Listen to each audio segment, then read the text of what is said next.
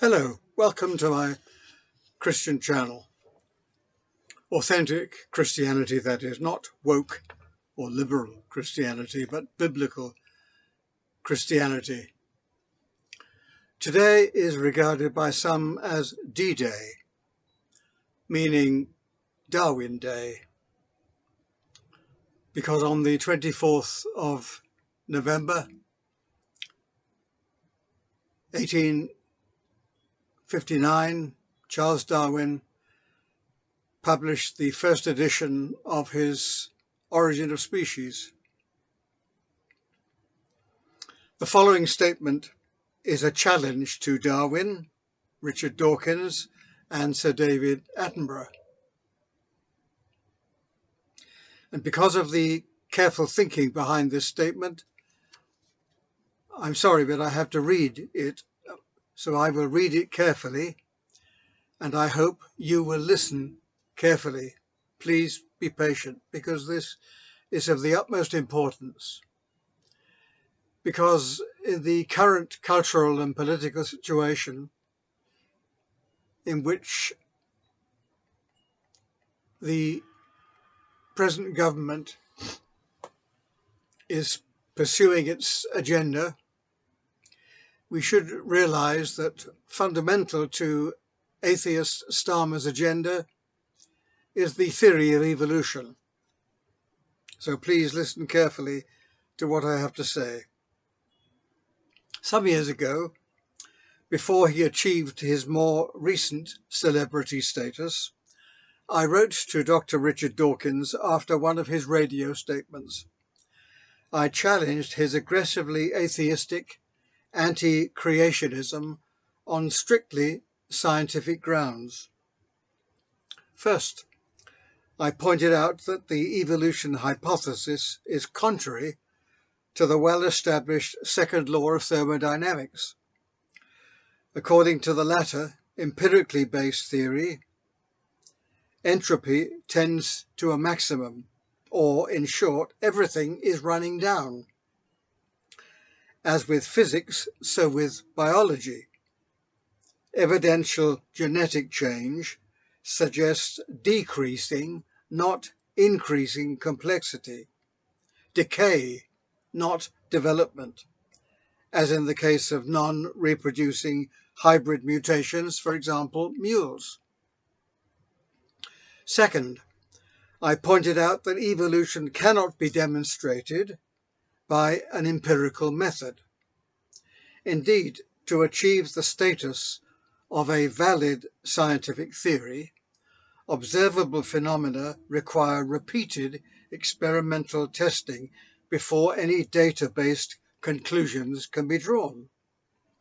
This well-established philosophy of science, argued for by the late Professor Karl Popper, is irrefutable.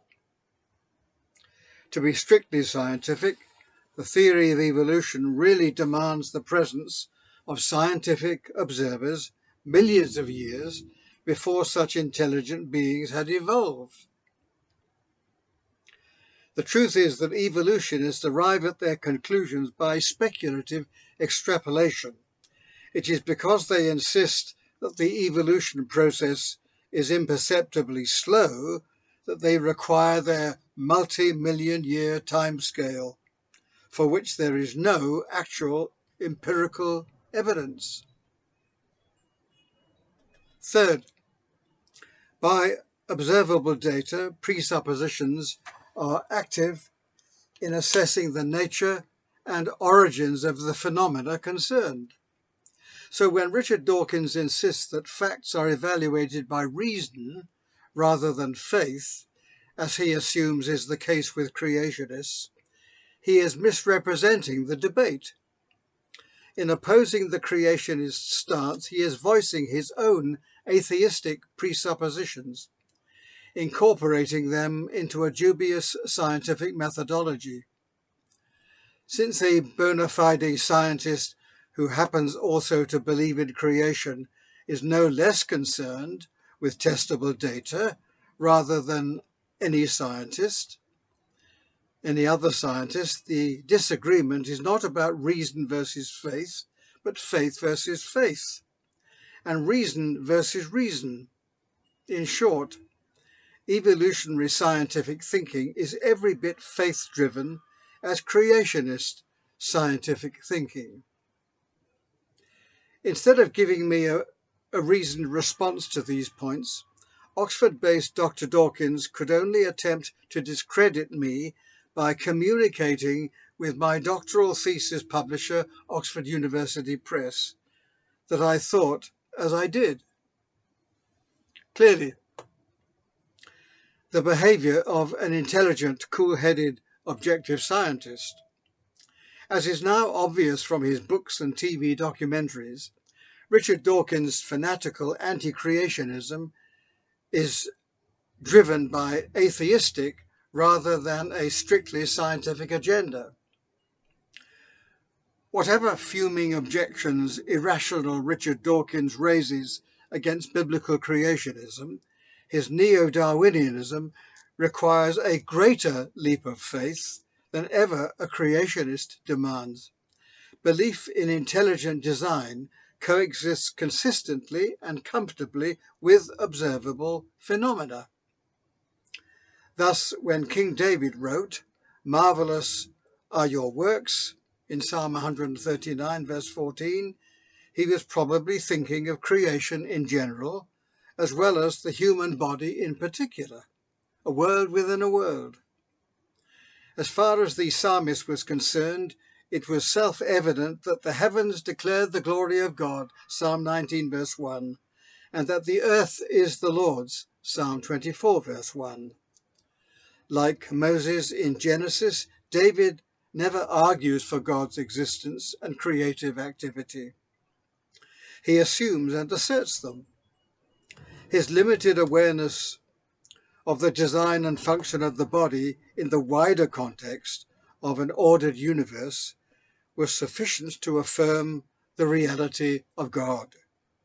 Thus, atheism has to yield to the argument from design. For God's existence, known as the teleological argument from the Greek telos, or end, or purpose. See the Apostle Paul's use of this in Romans chapter 1, verse 20. This argument is well illustrated by an amusing incident. The German mathematician Athanasius Kircher used it to confound and convert an atheistic friend. After he acquired a new astronomical globe, the professor showed it to his friend, who admired it. On asking where it came from, the atheist was told, tongue-in-cheek, that it arrived by mere chance. That is impossible. Stop joking and tell me. The professor wisely responded, "I am surprised that you insist that that small globe must have a maker, but that the world and the galaxies represented by the globe exist without the design and order of a creator. Indeed, God is to his creation as the playwright is to the play, and the composer is to the concerto."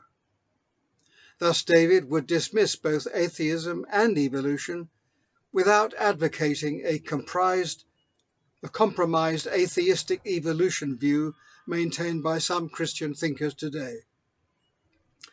The world and the body are products of divine intelligence and power, not a cosmic accident. The scientist Lord Kelvin said that, quote, "The atheistic idea is so nonsensical that I cannot put it into words," unquote. In connection with the Darwinian theory, Dr. Ambrose Fleming said that, quote, "Evolution is baseless and quite incredible," unquote. Even Charles Darwin himself stated that no empirical evidence is available to prove the evolution of one species into another.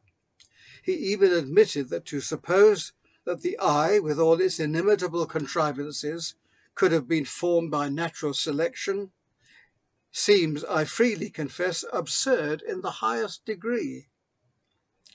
As the style of Professor Richard Dawkins' popular polemic against Christian creationism makes very clear, evolutionism is actually more religious than scientific, being based on speculation rather than evidence. Thus, Dr. Albert Fleischmann declared, quote, "The theory of evolution suffers from grave defects, which are more and more apparent as time advances. It can no longer square with practical scientific knowledge." While much media discussion and public misinformation has yet to catch up with the latest research, many modern scientists would concur with King David of Israel, "I am fearfully and wonderfully made." Note, made, not evolved. For further investigation on this complex subject, see relevant studies by A.J. Monty White, What About Origins?, Malcolm Bowden, Science versus Evolution, Richard Milton, The Facts of Life, and John Blanchard's Does God Believe in Atheists? Remarkably, the 1956 Everyman edition of Darwin's Origin of Species was published with an anti-evolutionary introduction by Professor W.R. Thomson. Dr. Graham Everest of the University of East Anglia stated that the theory of evolution, quote, "lacks hard evidence, experiment, and most crucially, rigour in argument." And he said that in the Eastern Daily Press way back in 1998. Well, I hope this challenge to Darwin, Dawkins, and Sir David Attenborough is useful to you. Thank you for listening.